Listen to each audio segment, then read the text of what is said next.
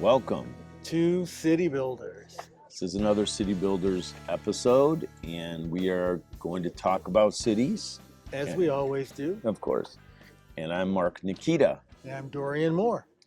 We are in Paris as part of our Eastern France Burgundy Global Urban Study.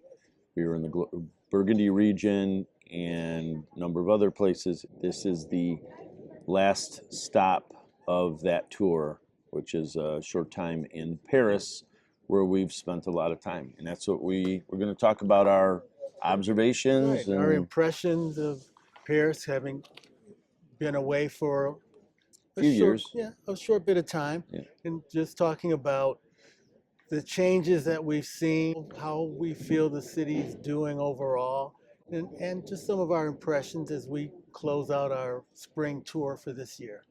I guess it's just an overview, kind of what we've been seeing here based on all the times that we've been here and before. And I guess we should share with the audience, our long-time relationship with Paris.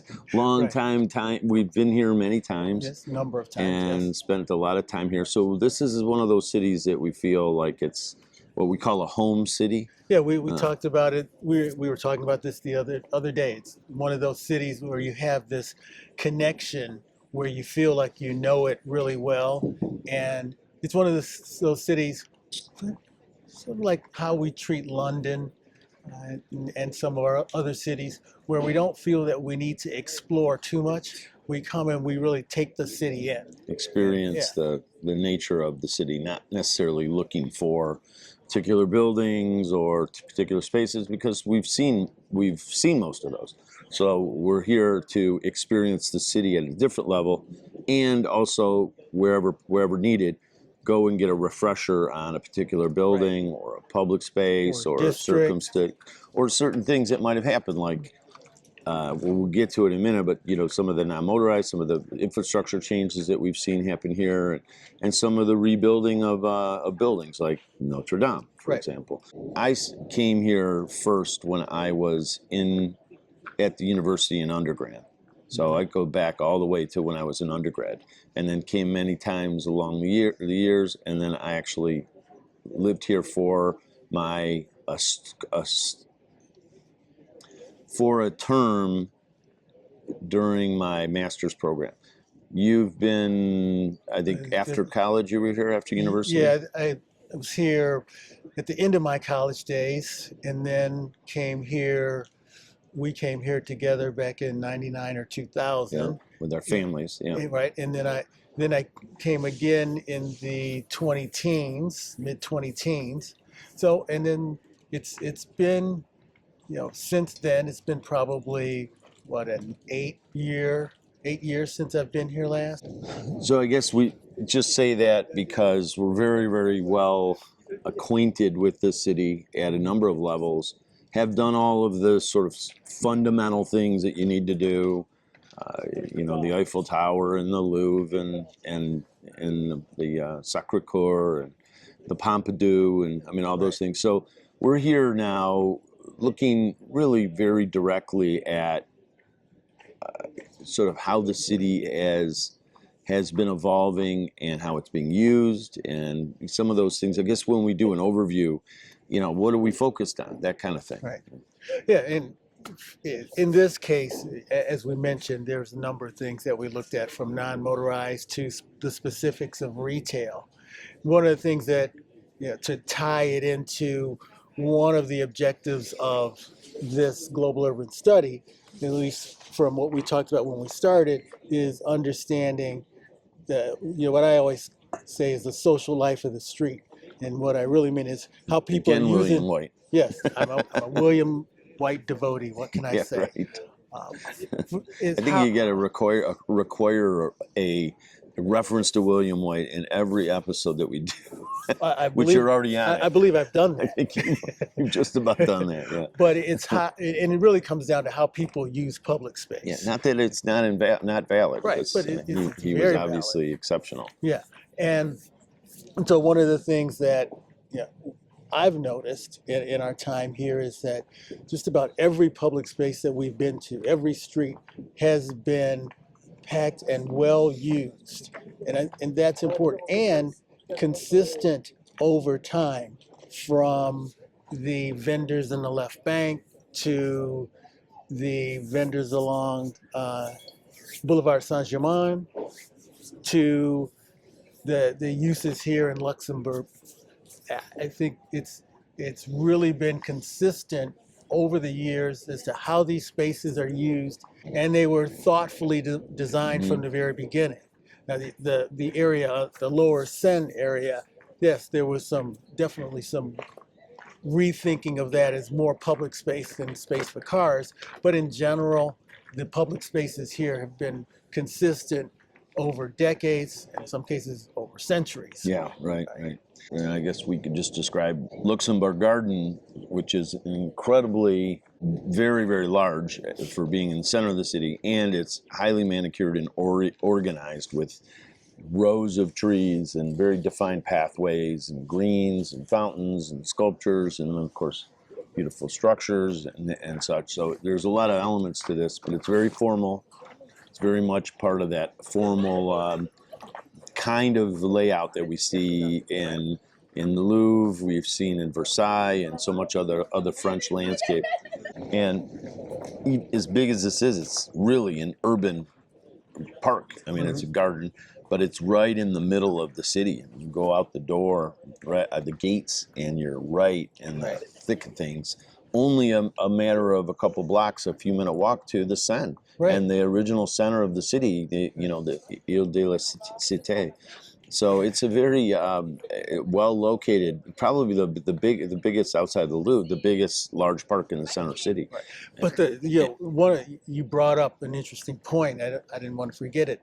Is one of the things that interests me about this place is that, as large and as vast as it is, it still feels tucked into the fabric of the city. You could walk all around it and not really know that it's there until you come right upon it, because the built, as we have, the built fabric around it is pretty tight, and so if you're not looking for it, you could easily pass it by, which I think is fascinating for something this large. Yeah. Think for those of you who aren't familiar, think Central Park. Central Park is probably fraction of the size. Yeah, like probably 5 times bigger. Easily. Yeah. Easily. Yeah. So I think there's a lot of aspects to it. So just as a point of reference of where we're at and what we're looking at, the public spaces, the gardens, the squares, if you will, outside of some of the key buildings. We want to see, as we've observed these over the years, how they're managing today. Are they well kept? Are they well manicured? Are they observed to be an asset? Are they considered to be an asset in the wherever district, neighborhood, what have you? And as I think you mentioned earlier, are people using them? Right. Is this because that's the real winner, right? That's how you can make the most, what you think to be the most beautiful design for a park or square or whatever. But the bottom line is, if people aren't there, it really doesn't work. And we've seen that again and again and again. How many times have we seen very, very well manicured and highly designed with materials, heavy investment, a lot of very, very high level materials and all that, and yet nobody's there. Right. Because it was not thoughtfully designed, it wasn't designed with an urban design mindset. And in so many ways, regardless of the costs invested, the materials and all that, it's a failure. Right. And what we've seen, these public spaces, at least from my perspective, thinking back on these spaces over the years, I think they're all maintaining their value, and maybe arguably even more than in the past. Right. And part of that is because there is an underlying sense of logic to how they're laid out and how they interact with the surrounding fabric. Part of the thing that we pointed out earlier is that there's an overall logic to how these spaces are laid out and how they interact or connect to the surrounding fabric of the city. We talked about the axial relationships between the So evident here. this place and places outside of it in Mhm. every direction. So that's one thing. But the internal logic of how it's laid out on numerous axes within itself really creates an organizing pattern for the aesthetics, but also for how you use it. The differentiation between quieter spaces where you're tucked into the shade and trees versus the wide open spaces around the pool. And so there are a number of different zones, I guess you could say, where people could gather depending on how you feel you want to use the park.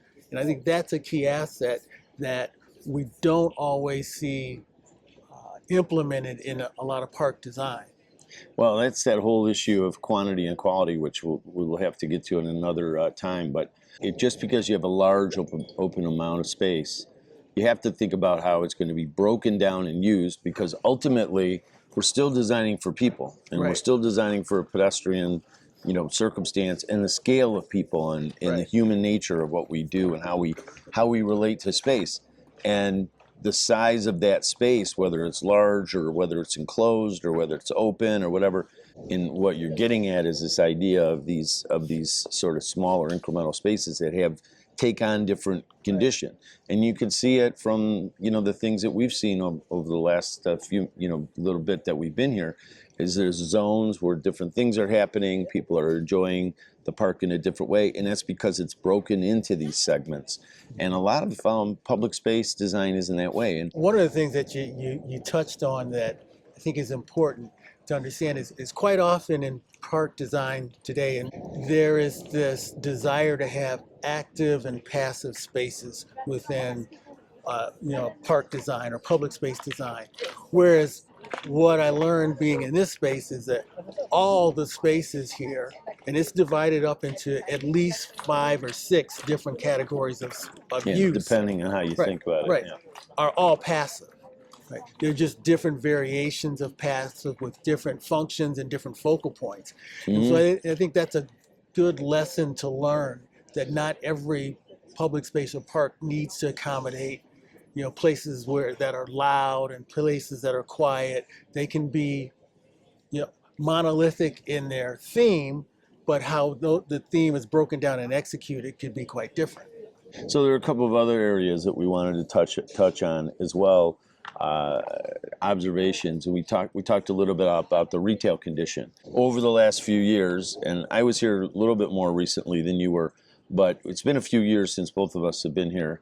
So in looking at that, the retail environment continues to change pretty dramatically, and we keep hearing the influences of the internet, right sizing and overbuilding. There's all kinds of sort of Right. arguments and reasons why some companies are working or not working, or why businesses are going. But ultimately, cities like this are very, very big, with heavy amounts of retail space on the ground floor, street after street, boulevard after boulevard. I mean, almost everywhere you go in a city like this, the bigger streets, the main streets, are filled with some level of service or retail. Right. And how much of it is empty? Right. Like very little. Yeah, very, very little, especially on Yeah. the main streets. The Yeah. side streets, there's more that's empty. But one of the things, But very small percentage. yeah, it's a small percentage, but it's yeah. more than any of the Yeah, major streets. I would say so. Yeah. But one of the things that I thought was an interesting observation on the retail here, if you think about how the housing and retail situation is here in most of the core of Paris, it's mostly mixed use buildings, right? As opposed to London, which has that condition also, but not as much, because you get into the different squares that have row houses, townhouses around them. So it's a very different situation. But here, for the most part, it's a mixed use condition. And that mixed use is generally retail at the ground floor. And so it's an interesting dynamic, and it's also very telling that retail is still supported. Chain or national level retailers that seem to be evident to us moving in and taking the place of More cafes local, and local independent things. But then there's also places that seem to be either local independents or at least Paris or France oriented entities that are located in some of these retail spaces. Yeah, it's generally local and of the culture that's here. Yeah, I would say there are a couple of cases where, having known the city for quite a while, over the years, and some of these cafes, for example, which of course the Parisian cafe is fundamental to the culture of the city, right? These open cafes that spill out onto the sidewalks, and they're outdoor seating, and you sit there and have a coffee or a glass of wine or something, and you're participating in the theater of the city, sitting there and looking out and watching everybody go by. I mean, it's like everybody is watching, or they're either the watcher or they're the participant somehow. It's a very interesting dynamic that's all over the city. But a lot of those cafes are no longer, and I wouldn't say it's a flood of losing cafes, but I think there's a diminishing amount of cafes. They're not all in the position that they were, and some of them we lost to an international chain retailer that took it over and totally changed that corner. And it went from an active corner, open, pleasant, sort of visually, and a place you could participate, to a national chain retail that you find in almost any mall in America and in Canada and in Europe, just sitting on the corner, and when it's closed, and that corner's dead. So, I mean, a real negative impact in my mind. Not that there's a lot of that, but there's somewhat of a restructuring of some of these classic things that we do in these cities. I think of the Parisian cafe, I think, seems to be going through a little bit of a rethinking, but I also think about the British pub, and which we know that for a few years now, we've been seeing pubs also in that same circumstance. A rethinking of the way the pub is being used by the communities in the UK cities, and to some degree consolidation, corporate and then some going away.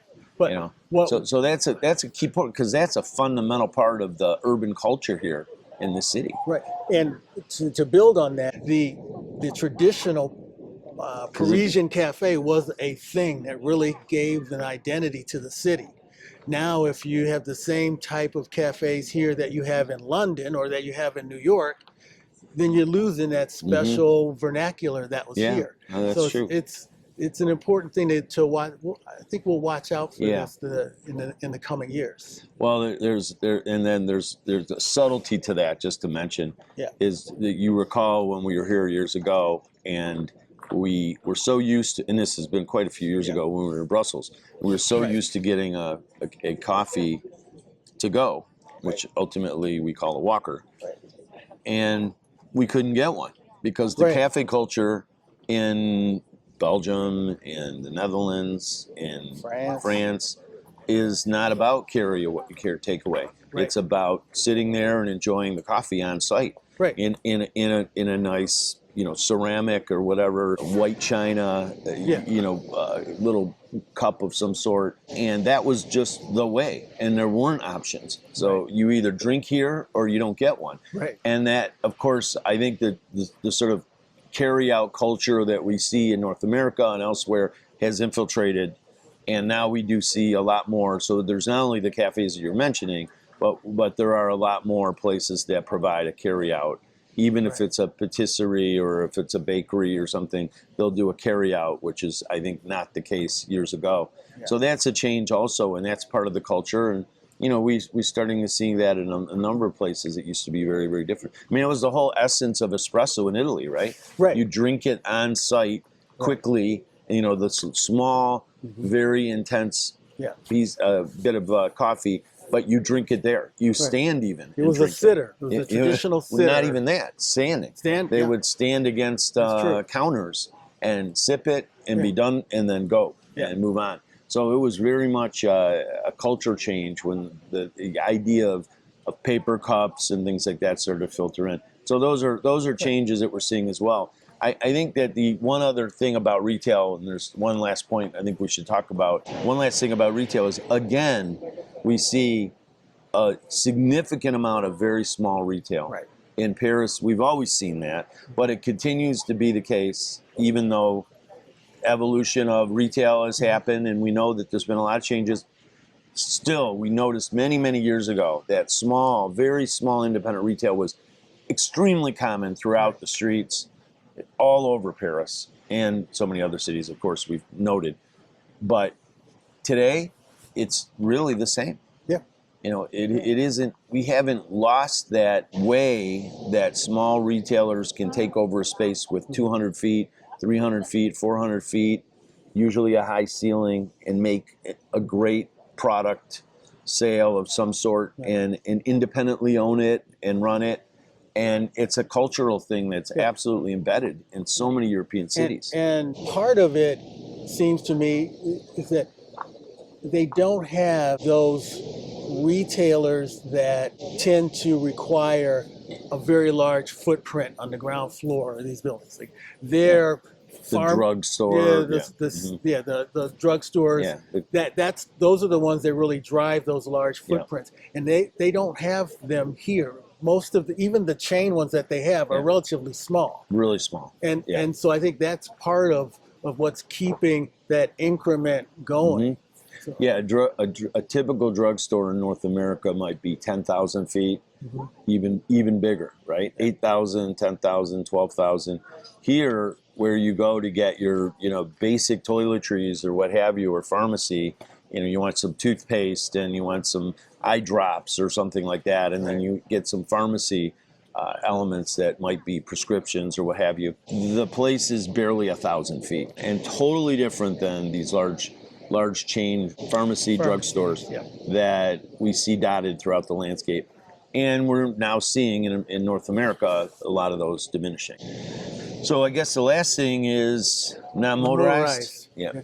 And that's a big thing that we talked a lot about. Yeah, we've noticed over the last decade plus. Yeah. The longer than that, for sure. Probably 20 years. Yeah, transition from what wouldn't be described as a biking culture at all. Not at all. To a very biking-oriented culture that we see today. Absolutely. And surprisingly. Surprisingly. Yeah. And one of the things that stuck out in my mind, and I mentioned it the other day, is that there is a biking culture here, and there are streets where there are designated bike lanes, but there are bicyclists everywhere. Yeah. And it's become part of the traffic. From a learning standpoint, that's part of getting biking normalized as part of what needs to happen on and in the street. We know that biking culture there has to be some level of need or interest, but the infrastructure starts to build to strengthen it, and once it's established, then more and more starts to come. 20 years ago or so, when we were here, very much car and walking only.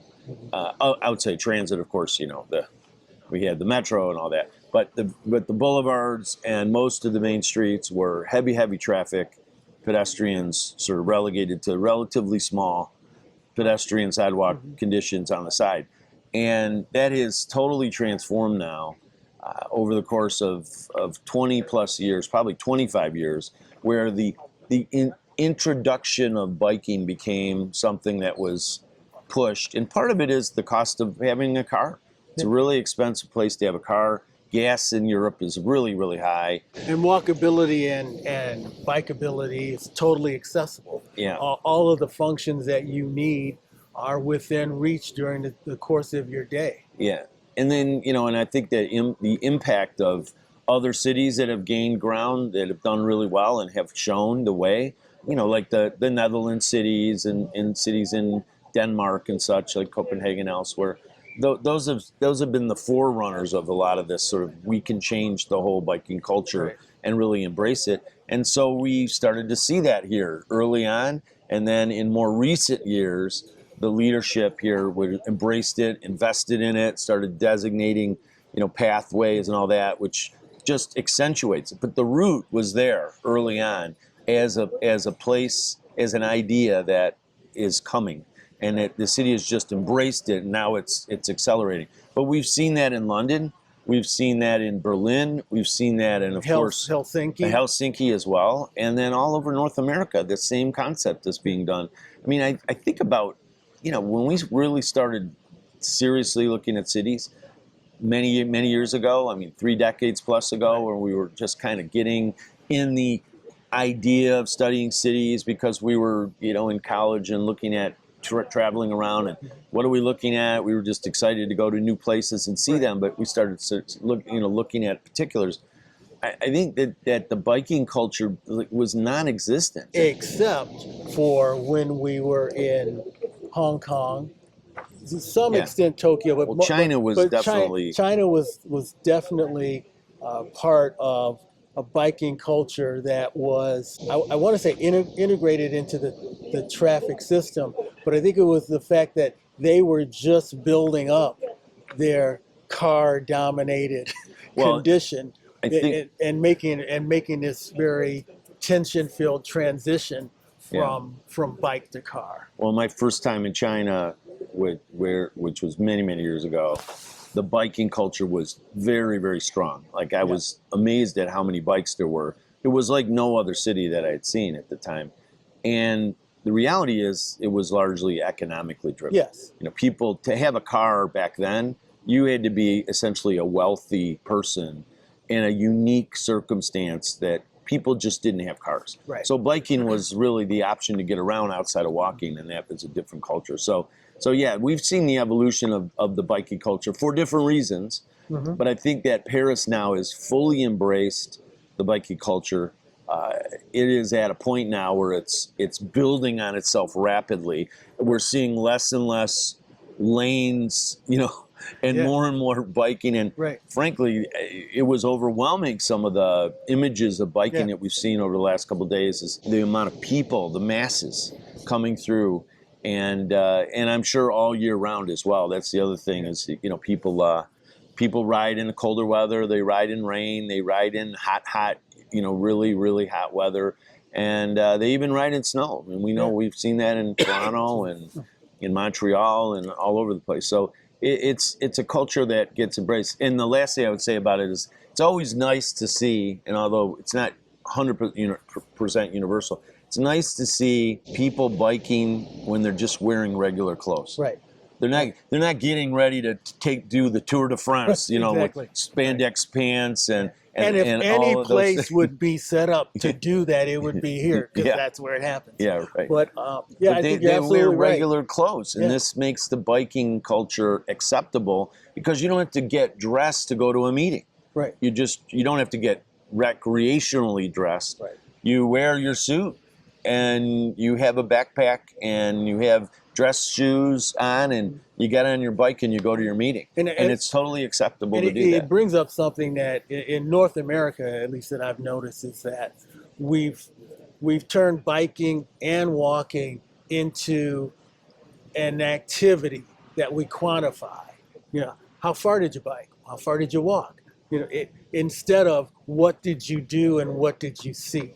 And that's a much larger conversation, but you see in these kinds of situations that people are using the bike to commute from point A to point B, to do something during the course of their day, which is very different than what we do, which is typically take the bikes out because we want to go biking. Right. When it becomes a normal option to get to a meeting or to meet with someone or go to dinner with someone and no one thinks about it, that's when we know we've achieved that level of what we call freedom. Because one of the things we always say is more options for mobility equals more freedom. We should want multiple ways of getting around and doing it in a safe and a proper manner. And that's what I think my thinking is the goal of cities should be building a city so that you have more freedom in that regard. And the cities that embrace that are going to be the cities that win.